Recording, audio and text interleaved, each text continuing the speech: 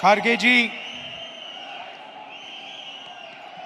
केसी वेणुगोपाल जी, रणदीप सुरजेवाला जी, सिद्धरमैया जी, DK Shivkumar जी, stage पे senior leaders, हमारे party के सब कार्यकर्ता, मीडिया के हमारे मित्र, आप सबका यहां बहुत बहुत स्वागत, नमस्कार।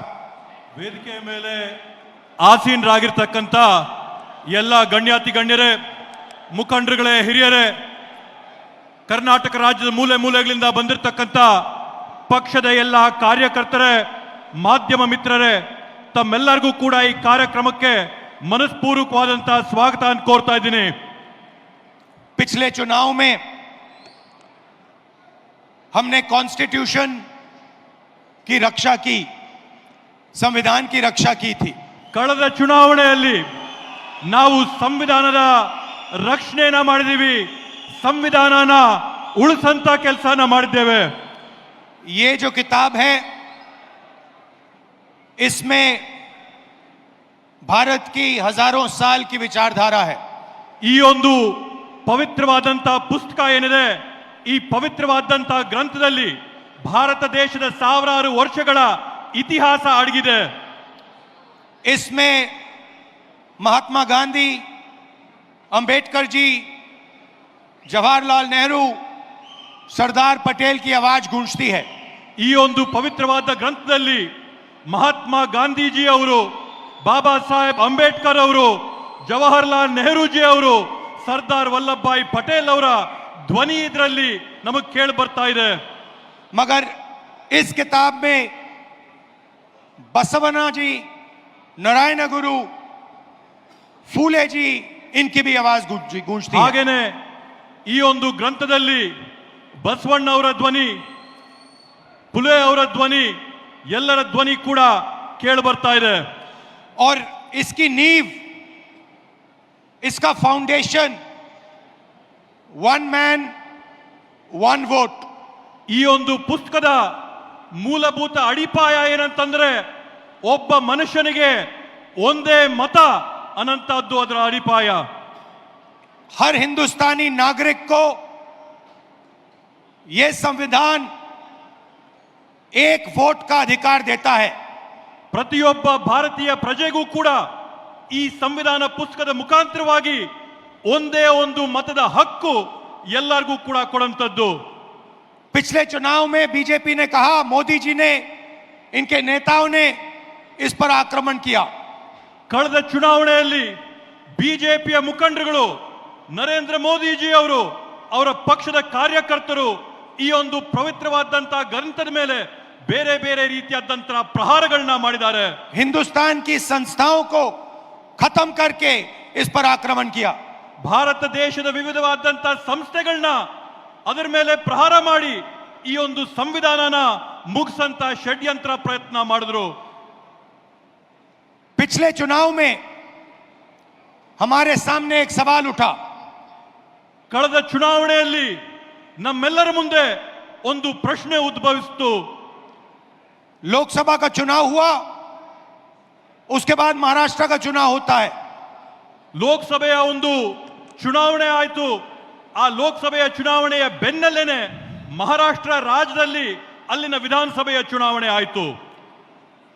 लोकसभा में हमारा गठबंधन महाराष्ट्र के चुनाव को जीतता है।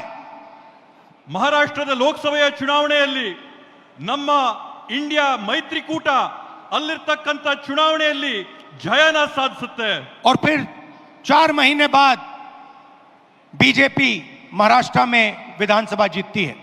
ಅದಾದ ನಂತರ ಕೇವಲ 4 ತಿಂಗಳಲ್ಲಿ ಬಿಜೆಪಿಯಲ್ಲಿ ವಿಧಾನಸಭೆಯ ಚುನಾವಣೆಯಲ್ಲಿ ಗೆಲುವನ್ನ ಸಾಧಿಸುತ್ತೆ। आश्चर्यजनक नतीजा था। ಇವತ್ತು ಅದರ ಪರಿಣಾಮ ಏನಾಗಿದೆ? हमने पता लगाया तो पता लगा कि 1 करोड़ नए वोटरों ने वोट किया विधानसभा में। ಇವತ್ತು ನಾವು ಆ ಒಂದು ಫಲಿತಾಂಶದಲ್ಲಿ ಪತ್ತೆ ಹಚ್ಚಿದ್ದೇನಂತಂದ್ರೆ ವಿಧಾನಸಭೆಯ ಚುನಾವಣೆಯಲ್ಲಿ ಹೊಸದಾಗಿ 1 ಕೋಟಿ ಜನ मतदान ಮಾಡಿದ್ದಾರೆ ಅಂತ ಹೇಳಿ 1 करोड़ नए लोग जिन्होंने लोकसभा में अपना वोट नहीं डाला था जादू से ये विधानसभा में वोट डालने निकल आए। 1 ಕೋಟಿ ಜನ ಲೋಕಸಭೆಯ ಚುನಾವಣೆಯಲ್ಲಿ ಯಾರು ಮತ ಹಾಕಿರ್ಲಿಲ್ವೋ ಆ ಜನ 1 ಕೋಟಿ ಜನ ಹೊಸದಾಗಿ ಮಹಾರಾಷ್ಟ್ರದಲ್ಲಿ ನಡೆದಂತ ವಿಧಾನ ಪರಿಷತ್ತಿನ ಚುನಾವಣೆಯಲ್ಲಿ मतदान ಮಾಡಿರತಕ್ಕಂತದ್ದನ್ನ ನಾವು ಗಮನಿಸಿದ್ದೇವೆ। और जहां भी ये नए वोटर आए वहां पर बीजेपी चुनाव जीती। ಅದರ ನೇರವಾದಂತ ಪ್ರತಿಫಲ ಏನಾಗುತ್ತಂತಂದ್ರೆ ಆ ಚುನಾವಣೆಯಲ್ಲಿ ಬಿಜೆಪಿ ಪಕ್ಷ ಜಯನ ಸಾಧಿಸುತ್ತೆ। हमारे गठबंधन के वोट कम नहीं हुए। ನಮ್ಮ ಒಂದು ಮೈತ್ರಿಯ ಫಲಿತಾಂಶದಲ್ಲಿ ನಮ್ಮ ಮತಗಳ ಸಂಖ್ಯೆಯಲ್ಲಿ ಯಾವುದೇ ಒಂದು ಚೂರು ಕೂಡ ಕಡಿಮೆ ಆಗಿಲ್ಲ। जितने हमें लोकसभा में मिले उतने ही हमें विधानसभा में मिले। ನಮಗೆ ಲೋಕಸಭೆಯ ಚುನಾವಣೆಯಲ್ಲಿ ಎಷ್ಟು ಮತಗಳು ನಮಗೆ ಸಿಕ್ಕಿತ್ತೋ ವಿಧಾನಸಭೆಯ ಚುನಾವಣೆಯಲ್ಲಿ ಕೂಡ ನಮಗೆ ಅಷ್ಟೇ ಮತ ಸಿಕ್ತು। और सारे के सारे जो वोटर बढ़ाए गए वो बीजेपी के खाते में गए। ಆದ್ರೆ ಹೊಸದಾಗಿ ಏನು ಮತಗಳನ್ನ ಪಟ್ಟಿಗೆ ಸೇರಿಸಿದ್ರೋ ಆ ಎಲ್ಲ ಮತಗಳು ಕೂಡ ಬಿಜೆಪಿ ಪಕ್ಷದ ತೆಕ್ಕೆಗೆ ಹೋದಂತಾಗಿದೆ। उस दिन हमने डिसाइड किया कि कुछ ना कुछ दाल में काला है। ಆವತ್ತು ನಾವು ತೀರ್ಮಾನ ಮಾಡಿದ್ವಿ ಈ ಒಂದು ಚುನಾವಣೆಯ ಪ್ರಕ್ರಿಯೆಯಲ್ಲಿ ಏನೋ ಒಂದು ಸಂದೇಹಾಸ್ಪದವಾದಂತ ವಿಷಯ ಇದೆ ಅಂತ ಹೇಳಿ। कर्नाटक में हमारी जो सर्वेस थी, हमारी जो पोलिंग थी, हमें 16, 15 या 16 सीट दे रही थी। ನಮಗೆ ಕರ್ನಾಟಕ ರಾಜ್ಯದಲ್ಲಿ ಲೋಕಸಭೆಯ ಚುನಾವಣೆಯ ಸಂದರ್ಭದಲ್ಲಿ ನಾವು ನಡೆಸಿದಂತ ಆಂತರಿಕವಾದಂತ ಸಮೀಕ್ಷೆಯಲ್ಲಿ ಖಚಿತವಾಗಿ ನಮಗೆ 15ರಿಂದ 16 ಸೀಟ್ ಬಂದೇ ಬರುತ್ತೆ ಅಂತ ವಿಶ್ವಾಸ ನಮಗೆ। हमारी पोलिंग के मुताबिक 16 सीटों में हम आगे थे, हमें जीतना था। ನಮ್ಮ ಒಂದು ಆಂತರಿಕ ಸಮೀಕ್ಷೆ ಸ್ಪಷ್ಟವಾಗಿ ನಮ್ಗೆ ಹೇಳ್ತು ಕರ್ನಾಟಕ ರಾಜ್ಯದಲ್ಲಿ 16 ಲೋಕಸಭೆ ಸೀಟ್ಗಳನ್ನ ನಾವು ಗೆಲ್ಲೇಬೇಕಂತ ಹೇಳಿ। और हम जीते 9 में। ಆದ್ರೆ ನಮಗೆ ಫಲಿತಾಂಶ ಸಿಕ್ಕಿದಾಗ 9 ಗೆಲುವಾಗಿದ್ದು। तो हमने सवाल पूछने शुरू किए। ಆಗ ನಾವು ಪ್ರಶ್ನೆ ಮಾಡಕ್ಕೆ ಪ್ರಾರಂಭ ಮಾಡಿದ್ವಿ, क्या सचमुच हम ये सीटें हारे थे? ನಾವು ಎಲ್ಲ ಈ ರೀತಿಯಾದಂತ ಚುನಾವಣೆಗಳು ಈ ಕಾರಣದಿಂದಾನೇ ನಾವು ಸೋತಿದ್ದ। चुनाव आयोग से हम वोटर लिस्ट मांगते थे, electronic soft copy voter list की मांगते थे, वो मना कर देते। ನಾವು ಚುನಾವಣೆ ಆಯೋಗದಲ್ಲಿ ಮನವಿ ಮಾಡ್ತಾ ಇದ್ವಿ, ನಮಗೆ ಡಿಜಿಟಲ್ ಕಾಪಿ ಕೊಡ್ರಿ ನಮ್ಮ ಮತದಾರರ ಪಟ್ಟಿ ಅಂತ ಹೇಳಿ ಮನವಿ ಮಾಡಿದಂತ ಸಂದರ್ಭದಲ್ಲಿ ಯಾವಾಗಲೂ ಕೂಡ ಚುನಾವಣೆ ಆಯೋಗ ಆ ಮನವಿನ ನಿರಾಕಾರ ಮಾಡ್ತಾ ಇತ್ತು। वीडियोग्राफी मांगी, उन्होंने नहीं दी और फिर कानून बदल दिया। ಅಂಕಿಯ ಮತದಾರರ ಪಟ್ಟಿನ ನಾವು ಮನವಿ ಮಾಡಿದ್ರೆ ಅದನ್ನ ನಿರಾಕಾರ ಮಾಡಿ ಅದನ್ನ ಬದಲಾಯಿಸಿಬಿಟ್ಟಿದ್ದಾರೆ। और फिर कहा कि 45 दिन के अंदर 45 दिन के बाद वीडियोग्राफी को रद्द खत्म कर देना चाहिए, डिस्ट्रॉय कर देना चाहिए। ಅದ್ರ ಜೊತೆಗೆ ಹೊಸ ಆದೇಶನ ಹೊರಡಿಸಿ ಚುನಾವಣಾ ಮತಗಟ್ಟೆಗಳಲ್ಲಿ ರೆಕಾರ್ಡಿಂಗ್ ಆದಂತ ವಿಡಿಯೋನ 45 ದಿನದ ಒಳಗಡೆ ಹಳಸಂತ ಕುತಂತ್ರನ ಮಾಡಿದ್ದಾರೆ। तो एक लोकसभा में हमने अपनी एनालिसिस शुरू की। ಆದ್ರಿಂದ ನಾವು ಒಂದು ಲೋಕಸಭಾ ಕ್ಷೇತ್ರದಿಂದ ನಮ್ಮ ವಿಶ್ಲೇಷಣೆನ ನಾವು ಪ್ರಾರಂಭ ಮಾಡಿದ್ವಿ। बेंगलोर सेंट्रल की लोकसभा और उसमें हमने एक विधानसभा चुनी, महादेवापुरा। ಬೆಂಗಳೂರು ಕೇಂದ್ರ ಬ್ಯಾಂಗ್ಳೂರ್ ಸೆಂಟ್ರಲಿನ ಲೋಕಸಭೆ ಕ್ಷೇತ್ರದಲ್ಲಿ ಒಂದು ವಿಧಾನಸಭೆಯ ಕ್ಷೇತ್ರವಾದಂತ ಮಹದೇವಪುರ ಕ್ಷೇತ್ರದ ಫಲಿತಾಂಶನ ನಾವು ವಿಶ್ಲೇಷಣೆ ಮಾಡಿದ್ವಿ। और आपने मेरा कल प्रेस कॉन्फ्रेंस देखा होगा, उसमें हमने 100% साबित कर दिया है कि इलेक्शन कमीशन और बीजेपी ने मिलकर आपसे कर्नाटका से लोकसभा चुराई है। ನೀವು ನಿನ್ನೆ ನಾನು ಮಾಡಿದಂತ ಪತ್ರಿಕಾಗೋಷ್ಠಿಯಲ್ಲಿ ನೋಡಿರಬಹುದು, ನಾವು ಆ ಪತ್ರಿಕಾಗೋಷ್ಠಿಯಲ್ಲಿ 100ಕ್ಕೆ 100 ಸಾಬೀತು ಮಾಡಿದೀವಿ ಚುನಾವಣೆ ಆಯೋಗ ಮತ್ತೆ ಬಿಜೆಪಿ ಪಕ್ಷ ಸೇರ್ಕೊಂಡು ಈ ಚುನಾವಣೆಯಲ್ಲಿ ಮಾಡಿರ್ತಕ್ಕಂಥ ಮೋಸನ। महादेवापुरा में 6.5 लाख वोट हैं असेंबली में। ಮಹದೇವಪುರ ಮತಕ್ಷೇತ್ರದಲ್ಲಿ 6.5 ಲಕ್ಷ ಮತಗಳಿವೆ और उसमें से 1,250,000 वोट चोरी किए गए हैं। ಅದರಲ್ಲಿ 1,250,000 ಮತಗಳನ್ನ ಇವತ್ತು ಮತಗಳ್ಳತನ ಆಗಿದೆ ಅಂತ ಹೇಳಿ ಘಂಟಾಘೋಷವಾಗಿ ಹೇಳ್ತೀನಿ। मतलब 6 में से 1 वोट इन्होंने चोरी किया है। ಅದರ ಅರ್ಥ ಏನಂತಂದ್ರೆ 6 ಮತಗಳಲ್ಲಿ 1 ಮತನ ಇವ್ರು ಕಳ್ತನ ಮಾಡಿದಾರೆ ಅಂತ ಹೇಳಿ। 5 तरीके से चोरी की गई है। 5 ವಿಧಗಳಲ್ಲಿ ಈ ಮತಗಳ ಕಳ್ತನ ಆಗಿದೆ. डुप्लीकेट वोटर मतलब एक वोटर अनेक बार वोटिंग कर रहा है। ದ್ವಿಪ್ರತಿಯ ಮತದಾರರ ಏನು ಪಟ್ಟಿ ಇರ್ತದೆ ಅದರಲ್ಲಿ ಒಬ್ಬ ಮತದಾರ ಹಲವಾರು ಬಾರಿ ಅವರ ಹೆಸರುಗಳು ಮತಪಟ್ಟಿಯಲ್ಲಿ 4 अलग ಬರ್ತಕ್ಕಂಥದ್ದು. अलग पोलिंग बूथ में वोट डाल रहा है, 5-6 अलग पोलिंग बूथ में वोट डाल रहा है। 4-5 ಮತಗಟ್ಟೆಗಳಲ್ಲಿ ಅವನೋಗಿ ಮತದಾನ ಮಾಡಿ ಬರ್ತಾ ಇದ್ದಾನೆ. ऐसे तकरीबन 12,000 वोटर हैं। ಈ ರೀತಿಯಾದಂತದ್ದು ಸರಿಸಮಾನವಾಗಿ 12,000 ಮತಗಳು ಇವತ್ತು ನಾವು ಕಂಡಿದ್ದೇವೆ. फेक एंड इनवैलिड एड्रेस मतलब इनका पता नहीं है या फिर 0 नंबर एड्रेस है। ನಕಲಿಯಾದಂತ ವಿಳಾಸಗಳಲ್ಲಿ ಅವರ ವಿಳಾಸ ಸಿಗದೇ ಇದ್ದಂತವರು ಈ ಪಟ್ಟಿಗಳಲ್ಲಿದ್ದಾರೆ. तकरीबन 40,000 ऐसे वोट हैं। ಹತ್ತತ್ರ 40,000 ಈ ರೀತಿಯಾಗಿ ವಿಳಾಸ ಸಿಗದೇ ಇದ್ದಂತ ಮತದಾರರು ನಾವು ಗುರುತಿಸಿದ್ದೇವೆ. बल्क वोटर एक एड्रेस में, ಒಂದೇ ವಿಳಾಸದಲ್ಲಿ ದೊಡ್ಡ ಸಂಖ್ಯೆಯಲ್ಲಿ ಮತದಾರರ ನೋಂದಣಿಯಾಗಿರ್ತಕ್ಕಂಥದ್ದನ್ನ ನಾವು ಗುರುತಿಡಿದ್ದೇವೆ. एक बेडरूम का घर है और उसमें 40-50 लोग रहते हैं। ಒಂದೇ ಒಂದು ಕೊಠಡಿಯ ಮನೆ ಇದೆ.